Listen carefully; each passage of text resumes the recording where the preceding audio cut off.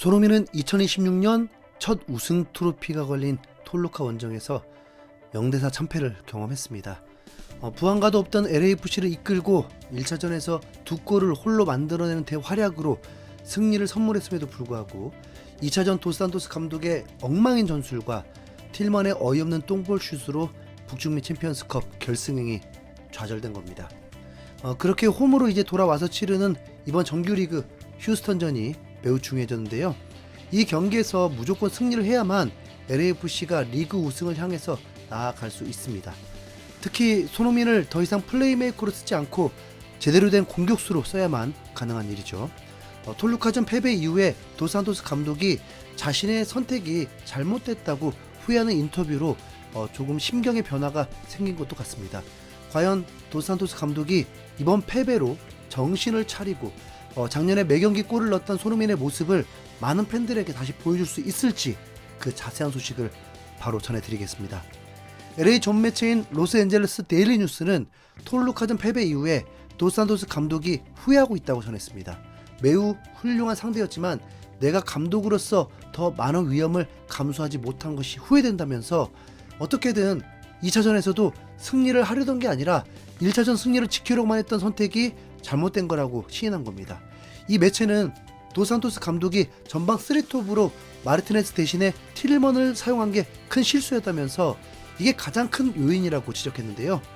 1차전에서 2대1로 앞선 LAFC가 결승에 오르기 위해서 완벽한 경기를 할 필요는 없었다. 하지만 점유율이 현저히 밀리고 74% 패 성공률로 형편없는 경기를 펼친 것은 너무했다. 슈팅 개수도 5대 31로 완전히 압도당했다. 특히 이번 대회에서 4골을 넣은 마르티네즈를 후반 교체로 투입하려던 도산토스 감독의 선택은 후회로 돌아왔다. 그 대신 선발로 출전한 틸먼은 전반 8분에 세컨볼 찬스를 놓쳤다. 경기 전체에서 나온 LAFC 최고의 득점 기회였는데 유효팅조차 기록하지 못했다. 만약 그 골이 들어갔다면 톨루카 경기장의 분위기는 완전히 달라졌을 것이다 라면서 도산토스 감독의 선수 기용에 대해서 적극적으로 비판을 하고 나섰습니다. 여기에 앞으로의 미래도 걱정을 했는데요. 지난 2023년에 챔피언스컵 결승에 올랐다가 패배한 이후에 LAFC가 리그에서도 갑자기 추락하면서 긴 슬럼프에 빠졌던 적이 있기 때문입니다. 당시 LAFC는 체른돌로 감독이 팀을 이끌고 도산토스 감독은 수석 코치로 일을 하고 있었는데 멕시코 팀에게 결승전에서 패배를 당한 이후에 11경기에서 3승에 그치며 침체기에 빠졌죠. 그때의 체른돌로 감독보다 지금 도산토스 감독이 능력이 뛰어나다고는 볼 수 없습니다. 오히려 체른돌로 감독보다 못하다는 여론이 다수고 특히 손흥민의 활용법에 대해서는 도산토스 감독이 최악이라는 말도 나옵니다.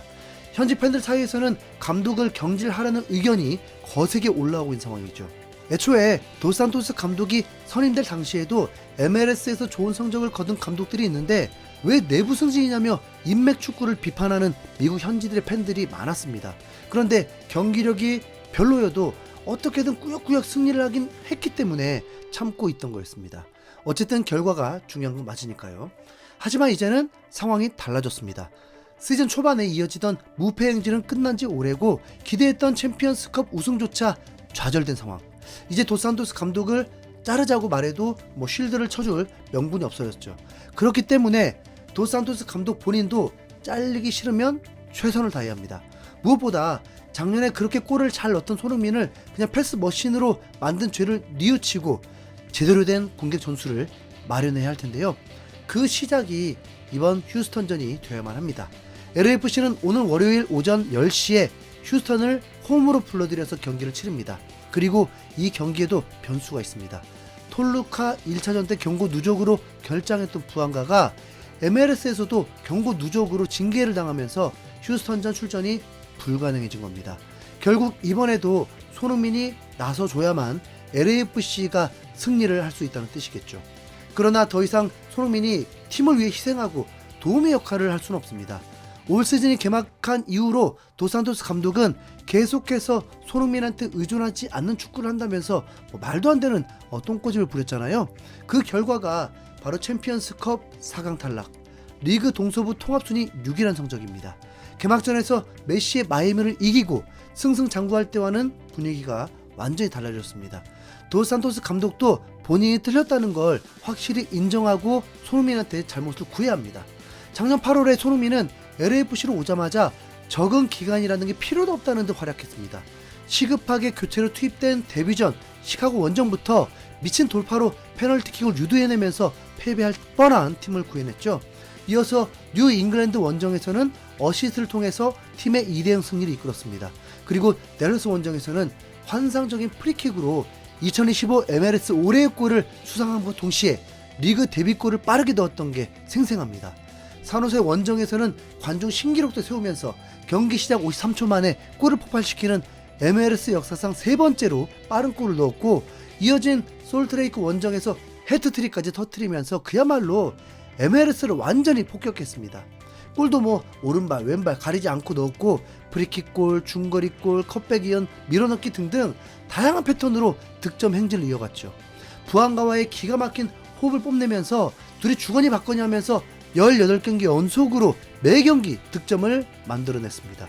그런 손흥민을 2026년 개막 후에 3달이 지나도록 MLS 리그 시즌 데뷔골도 못 넣게 만든 게 바로 도스산토스 감독입니다. 손흥민이 페널티 박스 안으로 들어가지 못하고 계속 센터서클 부근까지 내려오게 만들었고, 손흥민이 편하게 슈팅할 수 있는 기회를 만들어주지도 못하고 있습니다. 물론 LAFC 미드필더들의 창의성이 좋지 않다는 건 잘 알려진 약점이긴 합니다. 하지만 이건 작년에도 마찬가지였거든요. 작년 미드필더도 델가도, 티엘먼, 촌예르 이런 선수들이었는데 손흥민 골 잘 넣었습니다. 오히려 올 시즌은 유스타키오 영입으로 작년보다 패스 질이 조금이나마 더 좋아졌고, 손흥민도 리그와 팀 분위기에 완벽 적응했죠. 그래서 올 시즌 손흥민이 40골을 넣을 거라는 MLS 전문가의 과감한 예측도 있었던 겁니다. 시즌 초에는 손흥민이 예기치 못한 부상으로 프리시즌을 통으로 날렸다는 핑계를 대면서 지금까지 잘 버텨온 도스산토스 감독, 이제는 그 모든 쉴드가 벗겨지고 손흥민을 살리지 못하면 쫓겨날 위기입니다. 휴스턴을 상대로 부안가도 없겠다 대놓고 손흥민 위주의 축구를 해야만 살 수 있죠. 휴스턴은 올 시즌 서부 15개 팀 중에 9위로 중하위권 팀 정도라고 보면 됩니다. 시즌 초에 LAFC가 휴스턴 원정을 가서 힘겹게 2대0 승리를 거둔 적이 있습니다. 당시에도 도스산토스 감독의 전술은 휴스턴을 제대로 공략하지 못했던 게 사실입니다. 이때 손흥민이 개인 기량을 통한 움직임으로 휴스턴 선수의 퇴장을 유도했기망정이지, 그게 아니었으면 무승부 내지는 패배였습니다. 손흥민이 상대 선수를 퇴장시킨 이후에도 정교하게 만들어가는 득점이 터졌던 게 아니라 손흥민의 패스를 받은 델가도가 중거리 슛으로 원거리 타격에 성공했을 뿐입니다. 그리고 후반 75분에 손흥민이 미친 침투로 휴스턴 뒷공간을 완벽하게 무너뜨리자 급해진 휴스턴 수비가 손흥민을 팔로 잡아 끌면서 두 번째 퇴장까지 나오게 됐죠. 그렇게 손흥민이 2명이나 퇴장을 시키고 또 중거리 슛 2방이 운 좋게 터져서 승리를 했던 경기였습니다. 이번에는 LAFC 홈에서 치러지는 만큼 이때와는 분명히 달라야 합니다. 다행히 휴스턴은 원정 경기에 약하다고 하니까 손흥민이 이런 휴스턴을 제대로 공략해서 제발 2026년 MLS 첫 리그 골 터뜨리길 바랍니다. 자, 이거 안되면 진짜 도스산토스 감독 잘라야 됩니다. 네, 이상 흰수염고래였습니다. 감사합니다.